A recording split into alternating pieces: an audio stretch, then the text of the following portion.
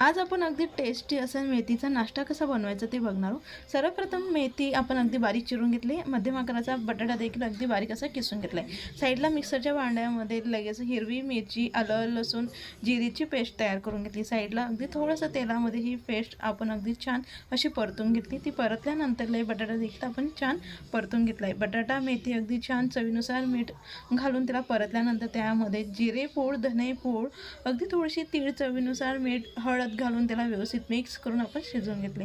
लगेच गरजेनुसार पाणी घालून त्या उकळ आल्यानंतर सर्वात प्रथम डाळीचं पीठ यामध्ये व्यवस्थित मिक्स करून घेतले। लगेच गरजेनुसार यामध्ये अगदी थोडं असं आपण बाजरीचं पीठ घालून ह्या पद्धतीने त्याचा गोळा हा तयार करून घ्यायचा।